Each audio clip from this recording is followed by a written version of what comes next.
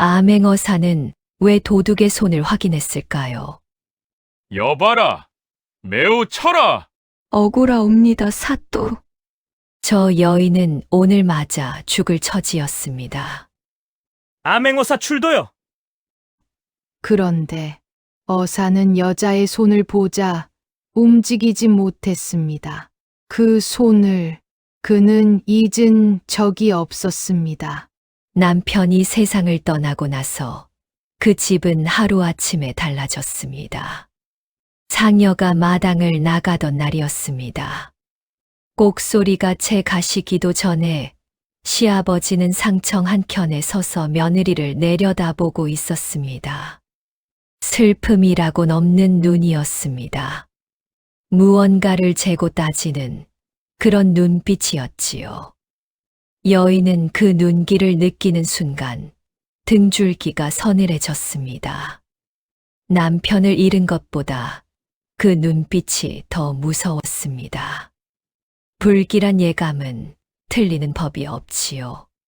사흘이 지나자 시어머니가 말을 꺼냈습니다. 처음에는 넌지시였습니다. 아이는 이 집 핏줄이니 우리가 제대로 키워야지. 여인은 못 들은 척했습니다. 그랬더니 다음 날은 더 노골적으로 나왔습니다. 내가 개가라도 하면 어쩔 셈이냐. 그 아이는 우리 손자야. 그날 밤 여인은 아들을 꼭 껴안고 잠을 청했습니다. 5살 배기 아이는 왜 어머니 품이 이렇게 떨리는지 몰랐겠지요. 그냥 꼭 붙어 잠들었습니다. 시가에서 내놓은 논리는 간단했습니다. 아이는 가문의 핏줄이니 가문이 키운다. 청상과부 며느리가 함부로 데리고 나갈 수 없다. 겉으로 들으면 그럴싸했지만 속은 달랐습니다. 손자가 탐난 것이 아니었습니다. 남편이 남긴 재산과 땅이 탐났던 것이었습니다. 아이를 쥐고 있으면 며느리도 쥘 수 있으니까요. 여인은 버텼습니다. 하루하루. 하지만 세상이라는 게 버티는 사람 편을 잘 들어주지는 않지요. 보름쯤 지난 어느 날 아침이었습니다. 시어머니가 대청에서 소리를 질렀습니다. 장롱에 있던 은전이랑 폐물이 없어졌다. 이게 어찌 된 일이냐? 하인들이 우르르 몰려 나왔고 시아버지는 마당 한가운데 서서 며느리를 똑바로 쳐다봤습니다. 말은 하지 않았습니다. 눈빛으로 다 했지요. 여인은 그 자리에서 알아챘습니다. 자신을 향한 덫이라는 것을. 저는 모르는 일입니다. 또렷하게 말했지만 이미 늦었습니다. 판은 며칠 전부터 짜여 있었습니다. 이튿날 아침 포졸이 왔습니다. 은전과 폐물을 훔쳤다는 고발이 들어왔다. 여인은 두 눈을 크게 떴습니다. 저는 그런 일 없습니다. 목소리를 가다듬으려 했지만 손이 먼저 떨렸습니다. 방문 너머에서 아이가 어머니 저고리 자락을 붙잡고 서 있었습니다. 포졸이 여인의 팔을 잡아 끌었습니다. 어머니, 아이가 소리쳤습니다. 여인이 돌아보려는 순간 포졸이 밀어붙였습니다. 시어머니는 마루에 앉아 그 모습을 내려다보면서 눈 하나 깜짝하지 않았습니다. 관아 마당에 무릎을 꿇었습니다. 사또가 위에서 내려다보고 있었습니다. 증인은 둘이었고 고발한 쪽은 이 고을에서 내로라 하는 양반집이었습니다. 여인 편에는 아무도 없었습니다. 대신 나서줄 사람도 변호해줄 사람도 아무도 그냥 혼자였습니다. 매를 칠 테다. 그 말이 떨어지는 순간 여인은 눈을 감았습니다. 억울하다는 생각보다 아이 얼굴이 먼저 떠올랐습니다. 저 아이가 지금 저 집에서 얼마나 무섭겠나. 어머니를 찾으며 울고 있겠지. 집장 관리가 일어서려는 순간이었습니다. 잠깐 기다리시오! 마당 쪽에서 목소리가 들렸습니다. 16쯤 된 소년이었습니다. 숨이 가빴습니다. 분명 뛰어온 것이었습니다. 옷차림은 변변찮았지만 눈빛은 흔들리지 않았습니다. 사또가 눈살을 찌푸렸습니다. 무엄하다. 뭐 하는 놈이냐? 소년이 무릎을 꿇었습니다. 기세는 꺾이지 않았습니다. 소인이 증언할 것이 있습니다. 그날 밤 저도 그 자리에 있었습니다. 저 여인은 훔친 것이 아닙니다. 마당이 조용해졌습니다. 결국 진짜 도둑은 며칠 뒤 다른 곳에서 잡혔습니다. 시가 쪽에서 심어놓은 증인도 슬그머니 말을 바꾸었습니다. 여인은 풀려났습니다. 관아 문을 나오는데 소년이 멀찍이 서 있었습니다. 눈이 마주치자 그냥 고개를 한번 끄덕였습니다. 여인이 다가가 물었습니다. 고맙소. 이름이 뭐요? 소년이 잠깐 여인을 봤습니다. 그냥 지나가는 사람입니다. 그리고 돌아섰습니다. 여인은 그 뒷모습을 한참 바라보았습니다. 처음 보는 아이인데 어딘가 낯설지 않았습니다. 저 나이에 저런 눈빛이라니. 저 아이 어미는 어디 있을까? 하지만 시가로 돌아온 여인을 기다린 것은 안도가 아니었습니다. 시아버지가 마당에 서 있었습니다. 표정이 굳어 있었습니다. 한 번 실패했다고 포기할 사람이 아니었습니다. 오히려 더 단단하게 마음을 굳힌 눈빛이었습니다. 여인은 그 눈을 보는 순간 다음이 있다는 걸 알았습니다. 그리고 그 다음은 오래 기다리지 않았습니다. 달도 없는 겨울 밤이었습니다. 여인은 아이와 저녁을 먹고 있었습니다. 좁은 방, 작은 등잔 하나. 아이가 숟가락을 들다 말고 물었습니다. 어머니, 왜 요즘 밥을 조금 드세요? 여인은 그냥 웃었습니다. 걱정시키고 싶지 않았으니까요. 그때였습니다. 바깥에서 발소리가 들렸습니다. 하나 둘이 아니었습니다. 여럿이었습니다. 묵직하고 빠른 발소리. 여인은 숟가락을 내려놓으며 일어섰습니다. 문이 열리기도 전에 이미 알았습니다. 하인 셋이 들이닥쳤습니다. 시아버지가 뒤에 서 있었습니다. 아이를 데려간다. 낮고 건조한 목소리였습니다. 여인은 아이를 등 뒤로 감쌌습니다. 무슨 소리십니까? 이 아이는 제 자식입니다. 하인들이 양옆으로 다가왔습니다. 여인은 아이 손을 꽉 잡았습니다. 아이가 울기 시작했습니다. 어머니, 하인이 여인의 팔을 비틀었습니다.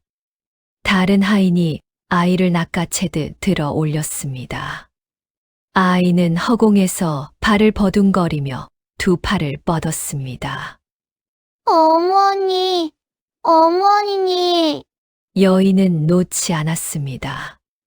끝까지 잡고 있었습니다. 손톱이 부러질 것 같아도, 팔이 꺾일 것 같아도, 그 작은 손을 절대 놓지 않으려 했습니다. 하지만 시아버지가 직접 다가왔습니다. 그리고 여인의 손을 떼어냈습니다. 힘으로 여인이 바닥에 쓰러졌습니다. 무릎이 먼저 닿고 손바닥이 닿았습니다. 차가운 마루였습니다. 아이 울음소리가 멀어지기 시작했습니다. 내 아들이다 놓아라 제발. 목소리는 문 밖까지 닿지 않았습니다.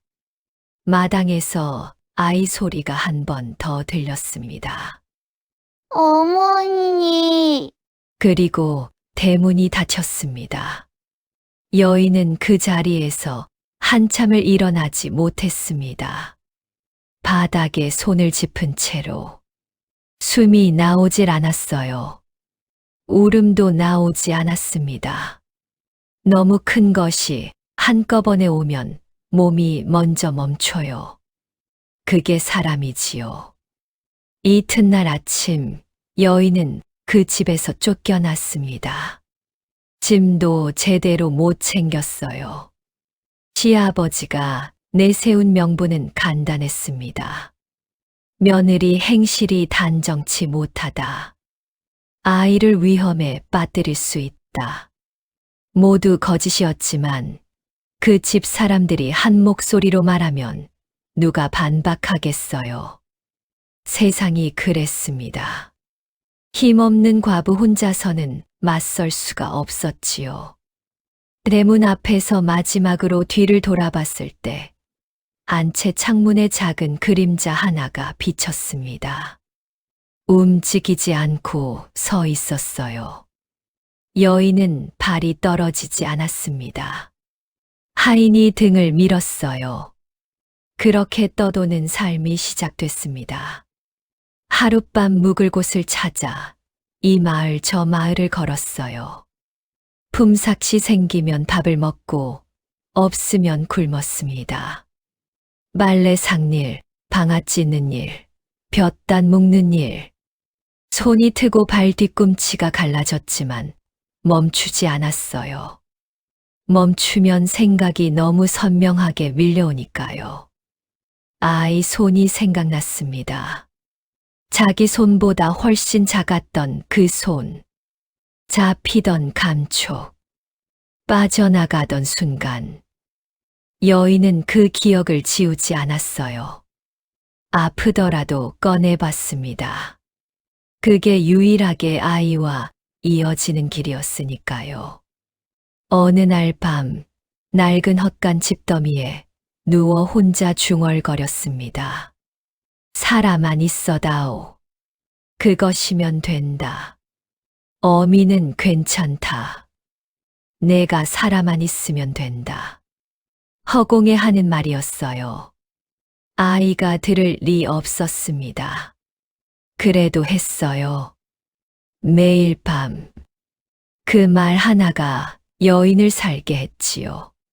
한편 아이는 다른 방식으로 버티고 있었습니다. 시가에서는 아이가 철이 들 무렵부터 말을 심었어요. 내 어미는 혼자 도망갔다. 너를 두고 가버렸어.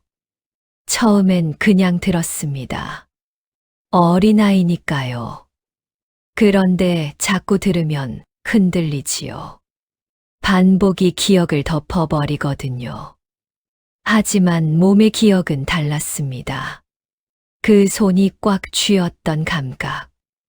어머니가 바닥에 쓰러지면서도 손을 놓지 않으려 했던 것. 아이는 그걸 몸으로 알고 있었어요. 말로는 지울 수 없는 기억이었습니다. 밤마다 혼자 생각했어요. 아니다. 어머니는 나를 버린 게 아니다. 끝까지 잡고 계셨다. 그 생각 하나가 꺼지지 않는 불씨처럼 아이 안에 살아 있었습니다. 세상은 넓고 두 사람은 각자 다른 곳에서 똑같은 걸 하고 있었어요.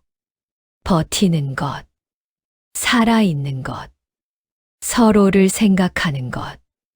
그것만으로도 사람은 오래 삽니다. 아주 오래. 세월이 사람을 바꿉니다. 어떤 사람은 세월에 깎이고, 어떤 사람은 세월에 버려집니다. 차이는 하나예요. 놓지 않은 게 있느냐 없느냐. 여인은 놓지 않았습니다. 쫓겨난 뒤로 몇 해가 흘렀어요. 이 마을 저 마을을 떠돌며 삭시를 했습니다.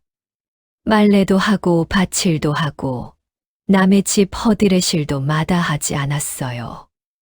고단했지만 멈출 수 없었습니다. 몸을 움직이고 있어야 버틸 수 있었으니까요. 멈추면 아이 얼굴이 너무 선명하게 떠올랐어요. 무리 없이 사는 사람한테 세상은 각박하지요. 연고도 없고 배경도 없으면 억울한 일을 당해도 하소연할 곳이 없습니다. 그게 더 무서운 거였어요. 쫓겨난 지 몇 해째 되던 해 가을이었습니다. 여인은 그 즈음 충청도 어느 고을 근처 마을에서 삭시를 하고 있었어요. 주인 집 마당을 쓸고 안악들 빨래를 거들며 끼니를 해결했습니다. 많지 않았지만 그것으로 됐어요. 아이 생각을 하루에 한 번이라도 더 할 수 있으면 그걸로 충분했으니까요. 그러던 어느 날 오후였습니다. 마을 어귀가 갑자기 소란스러워졌어요. 웬 서너 살배기 사내 아이가 논두 근처에서 혼자 울고 있었습니다. 부모도 없이. 여인은 그냥 지나치지 못했어요. 아이 곁에 쪼그려 앉았습니다. 등을 토닥이고 괜찮다고 달랬어요. 아이가 조금씩 울음을 멈췄습니다. 여인은 아이 손을 잡고 마을 쪽으로 데려가려 했어요. 그 순간이었습니다. 저 여자가 내 아이를 데려가려 한다. 날카로운 여자 목소리가 터졌어요. 아이 어미가 달려왔습니다. 잠깐 눈을 뗀 사이 아이가 사라져서 찾아다니던 참이었어요. 그런데 보니 낯선 여인이 자기 아이 손을 잡고 있었습니다. 상황을 본 게 아니라 그 장면만 본 거지요. 이 여자가 내 아이를 훔치려 했어요. 마을 사람들이 몰려들었어요. 여인이 손을 놓고 일어서며 말했습니다. 아이가 혼자 울고 있어서 달랜 것입니다. 데려가려 한 게 아니에요. 그런데 아무도 듣지 않았어요. 이미 분위기가 기울어져 있었습니다. 연고 없이 떠도는 여인, 남의 아이 손을 잡고 있던 장면, 그걸로 충분했지요. 포졸이 왔습니다. 여인이 두 눈을 감았어요. 억울하다는 말이 목까지 올라왔지만 그 말을 들어줄 사람이 없다는 걸 알았습니다. 이미 한 번 겪어본 일이었으니까요. 관아 마당에 또 무릎을 꿇었습니다. 사또가 내려다봤어요. 아이 어미가 울면서 증언했고 마을 사람 여럿이 그 장면을 봤다고 했습니다. 여인 편에는 역시 아무도 없었어요. 어미 다스릴 테다. 여인은 눈을 감았습니다. 이렇게 끝나는 건가? 아이 얼굴도 못 보고 그때였어요. 말발굽 소리가 들렸습니다. 관아 마당 입구가 술렁였어요. 암행어사 출두였습니다. 말에서 내린 어사가 마당을 훑어봤어요. 30 안팎의 남자였습니다. 눈빛이 날카로웠어요. 포졸들이 길을 비켰고 사또가 자리에서 일어났습니다. 어사가 사건 경위를 들었어요. 그러면서 무릎 꿇은 여인 쪽으로 천천히 걸어갔습니다. 증인들에게 하나씩 따져 물었어요. 유괴를 직접 목격한 사람이 없다는 게 드러났습니다. 이 여인을 풀어주시오. 유괴의 증거가 없소. 여인이 풀려났어요. 관아 문을 나서려는데 어사가 뒤따라 나왔습니다. 잠깐, 여인이 걸음을 멈췄어요. 어사가 여인 앞에 서더니 낮게 말했습니다. 손을 보여주시겠소. 여인이 어리둥절한 표정을 지었어요. 갑자기 그래도 손을 내밀었습니다. 어사의 눈이 멈췄어요. 왼손 손등이었습니다. 엄지와 검지 사이에 작고 옅은 흉터가 있었어요. 낫에 베인 듯한 오래된 흉터였습니다. 어사의 숨이 멎었어요. 기억이 났습니다. 아주 어릴 때였어요. 5살도 채 안 됐을 때. 어머니 품에 안겨 그 손을 만지작거렸습니다. 손등에 있는 흉터가 신기해서 손가락으로 자꾸 짚었지요. 그때마다 어머니가 웃으며 말했어요. 풀 베다가 그랬어. 아프지 않아. 그 목소리까지 함께 떠올랐습니다. 그리고 그날 밤, 하인들이 들이닥치던 그 밤, 손이 빠져나가던 순간 마지막으로 본 게 바로 그 손등이었습니다. 그 흉터였어요. 어사의 손이 떨렸습니다. 평생 악인 앞에서도 떨린 적 없는 손이었어요. 그 손이 지금 멈추질 않았습니다. 어머니. 속으로만 불렀어요. 입이 열리지 않았습니다. 사람들이 사방에 있었어요. 지금 이 자리에서 감정이 앞서면 이를 그르칩니다. 어사는 이를 악물었어요. 이 고을 동쪽 주막에서 며칠 머무시오. 내가 다시 찾아가겠소. 여인이 어사를 올려다봤어요. 처음 보는 사람이었습니다. 그런데 눈빛이 이상했어요. 뭔가를 필사적으로 참고 있는 사람의 눈빛이었습니다. 왜 그러시는지 드릴 말씀이 있소. 어사가 돌아섰어요. 여인은 한참 그 자리에 서 있었습니다. 가슴이 이상하게 뛰었어요. 왜 그런지 몰랐어요. 다만 그 어사가 자기 손등을 보던 눈빛이 머릿속에서 지워지지 않았습니다. 처음 보는 사람이 왜 저런 눈으로 보는 걸까? 그냥 이상했어요. 한편 어사는 관아 안으로 들어서자마자 기둥 옆에 멈춰 섰습니다. 손이 아직 떨리고 있었어요. 품속에 손을 넣었습니다. 놀이개가 잡혔어요. 어머니가 쥐어줬던 것. 끌려가던 그 밤 손이 떨어지면서도 그것만은 쥐어줬던 것이었습니다. 빛이 바래고 끈이 닳았지만 버리지 않았어요. 차가웠습니다. 손 안에서 천천히 데워졌어요. 어사가 눈을 감았습니다. 방금 본 그 손이 떠올랐어요. 왼손 손등에 그 흉터.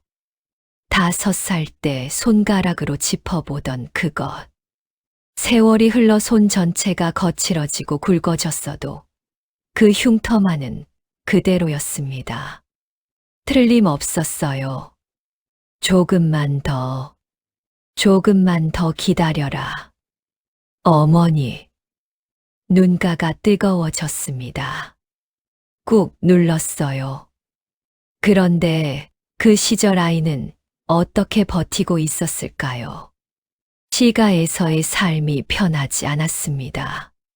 겉으로는 가문의 후계자였지만 시가 사람들은 아이를 아꼈다기보다 소유했어요.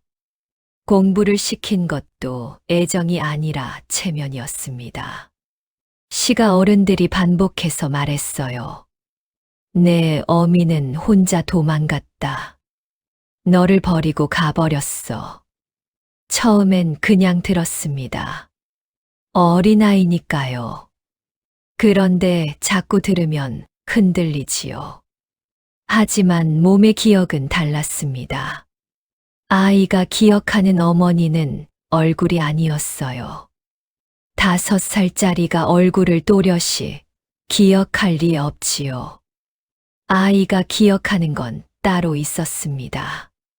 어머니 품에서 맡던 냄새, 자장가 소리, 그리고 손. 자기 손을 꼭 쥐던 그 손. 손등에 작은 흉터가 있던 그 손. 어릴 때 그 흉터를 손가락으로 자꾸 짚으면 어머니가 웃으며 말했지요. 풀 베다가 그랬어. 아프지 않아. 그 목소리가 기억났어요. 그리고 그날 밤, 손이 빠져나가던 순간, 마지막으로 본 게 그 손등이었습니다. 그 흉터였어요. 아이는 그걸 몸으로 알고 있었어요. 밤마다 혼자 생각했습니다. 어머니는 나를 버린 게 아니다. 끝까지 잡고 계셨다. 아이는 공부에 매달렸습니다. 스승이 하루는 물었어요. 너는 왜 공부를 하느냐? 아이가 붓을 멈췄습니다. 그리고 답했어요. 힘이 있어야 찾을 수 있습니다. 누구를? 아이가 대답하지 않았어요. 스승이 더 묻지 않았습니다. 10살짜리 눈에 그런 눈빛이 있으면 어른도 함부로 건드리지 못하지요. 긴 일을 걸으면서도 글을 읽었습니다. 시가에서 구박을 해도 멈추지 않았어요. 밤마다 품속에서 놀이개를 꺼냈습니다. 그걸 보면 어머니 손이 떠올랐어요. 그 흉터가 떠올랐습니다. 반드시 찾는다. 세월이 흘렀습니다. 아이는 청년이 됐어요. 말이 줄었고 눈빛이 무거워졌습니다. 시가 어른들은 그 눈빛이 불편했어요. 자신들이 키워줬는데 왜 저리 차갑냐고 했지요. 몰랐습니다. 자신들이 뭘 빼앗았는지를. 청년은 묵묵히 과거를 준비했어요. 2번 미끄러졌습니다. 시가에서 비웃는 소리가 들렸어요. 들은 척도 안 했습니다. 3번째 해봄 시험장에 들어갔을 때 청년의 눈에는 긴장이 없었어요. 이미 더 무서운 것들을 겪고 살아온 사람이었으니까요. 방이 붙던 날, 시가가 떠들썩했습니다. 청년은 조용히 자기 방으로 들어가서 놀이개를 꺼냈어요. 오래 봤습니다. 이제 시작이다. 암행어사 임명은 그로부터 얼마 지나지 않아서였어요. 임금이 직접 불렀습니다. 뒷배 없이 홀로 오른 자를 임금은 좋아했어요. 뒷배 없는 사람은 매수하기 어렵고 잃을 게 없는 사람은 두렵지 않으니까요. 어사 마패를 받는 날 밤, 청년은 혼자 생각했습니다. 어머니, 이제 찾으러 갑니다. 마패가 차가웠어요. 손 안에서 점점 따뜻해졌습니다. 그리고 충청도 어느 관아에서 어사는 무릎 꿇은 여인의 손등에서 그 흉터를 봤습니다. 평생 기억해온 바로 그 흉터였어요. 이튿날 아침, 어사는 일찍 주막을 찾았습니다. 여인은 이미 깨어 있었어요. 좁은 방 한켠에 단정히 앉아 있었습니다. 밤새 잠을 못 잔 얼굴이었어요. 어사가 들어오는 걸 보더니 천천히 일어섰습니다. 어젯밤에도 생각했습니다. 왜 제 손을 보려 하셨는지. 어사가 아무 말 없이 맞은편에 앉았어요. 방 안이 조용했습니다. 어사가 품속에 손을 넣었어요. 그리고 천천히 꺼냈습니다. 놀이개였어요. 빛이 바래고 끈이 다른 작은 놀이개. 어사가 2손으로 들고 여인 앞에 내밀었습니다. 이것 기억하십니까? 여인의 눈이 노리개에 닿았어요. 숨이 멎었습니다. 손이 올라왔어요. 봐드려는 게 아니었어요. 확인하려는 것처럼 노리개 끝에 손가락이 닿았습니다. 떨렸어요. 그건 목소리가 나오다 끊겼습니다. 내가 직접 달아줬던 어사가 무릎을 꿇었습니다. 마루 위에 어사 옷이 구겨지는 것도 몰랐어요. 어머니, 여인이 굳었어요. 숨소리도 없었습니다. 사람이 너무 큰 것을 마주하면 몸이 먼저 멈추지요. 눈이 보여도 믿지 못해요. 여인이 천천히 어사를 봤습니다. 얼굴을, 이마를, 손을, 누구시오? 목소리가 갈라졌어요. 어사가 여인의 왼손을 조심스럽게 들었습니다. 손등을 위로 향하게 했어요. 그리고 엄지와 검지 사이 그 작고 옅은 흉터 위에 손가락을 얹었지요. 말없이 여인의 눈이 커졌습니다. 어사가 낮게 말했어요. 어릴 때 제가 자꾸 짚었습니다. 이게 뭐냐고 물으면 어머니가 웃으며 말씀하셨어요. 목소리가 떨렸습니다. 풀 베다가 그랬어.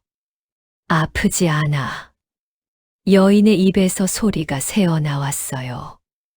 울음인지 말인지 구분이 안 되는 소리였습니다. 살아 있었구나. 가늘게. 아주 가늘게. 살아 있었어. 어사가 고개를 숙였습니다. 그날 밤 어머니는 끝까지 손을 놓지 않으셨습니다. 제가 놓친 것입니다. 어머니가 놓으신 게 아니에요. 내가 너를 못 지켰구나. 아닙니다. 다 놓았어요. 떨림이 없었습니다.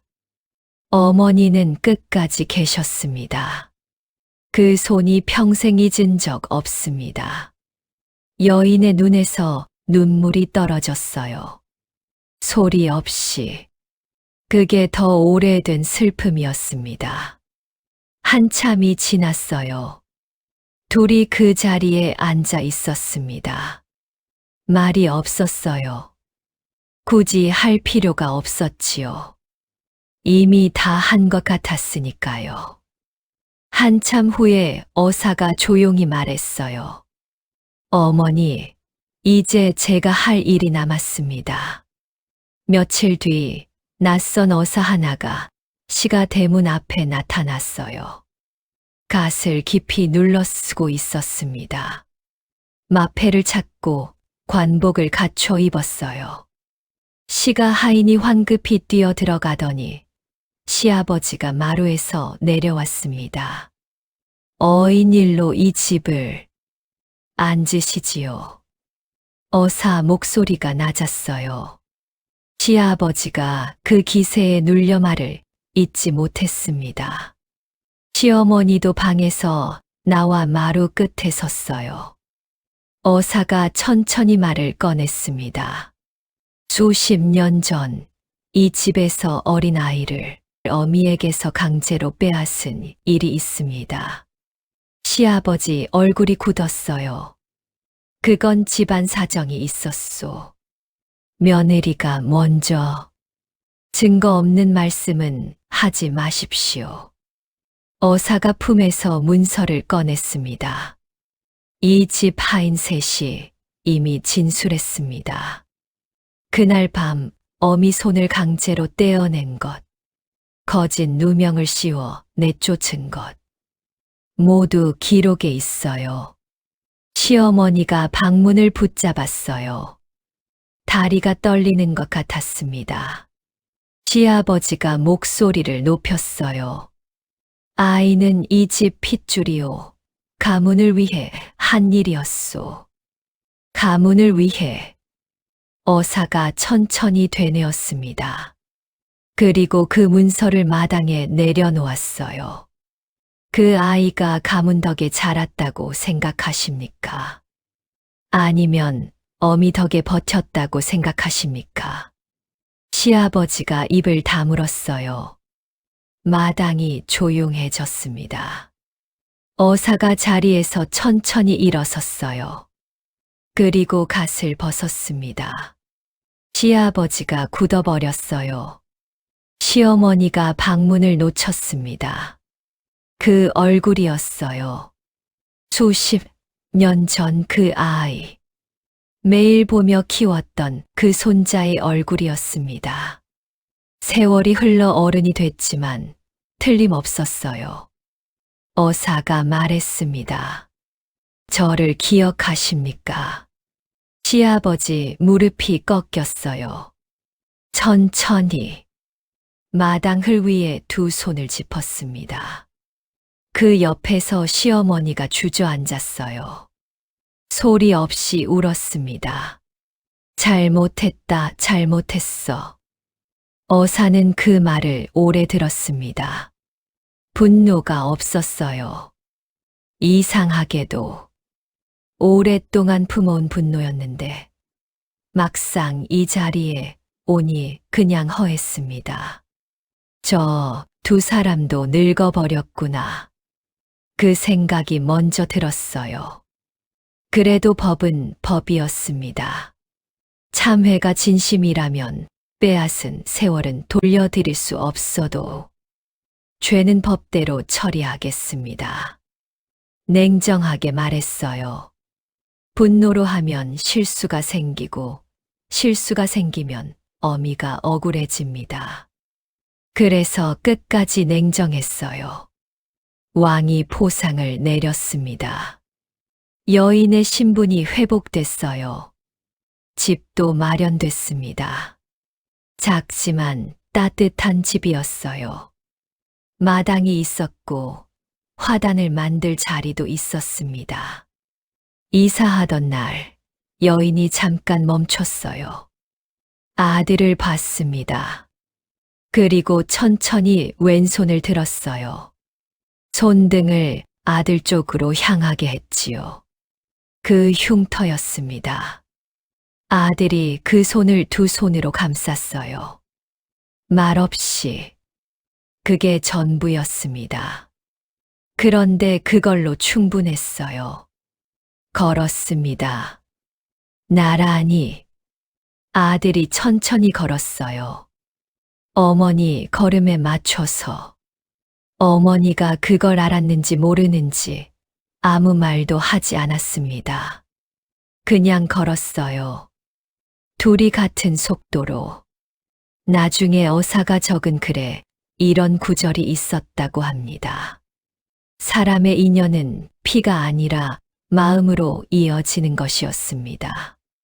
그리고 그 마음은 손끝에 남는 것이었습니다. 이야기 재밌으셨나요? 다음 편에도 더 좋은 영상 올릴 수 있도록 구독과 좋아요 눌러주세요.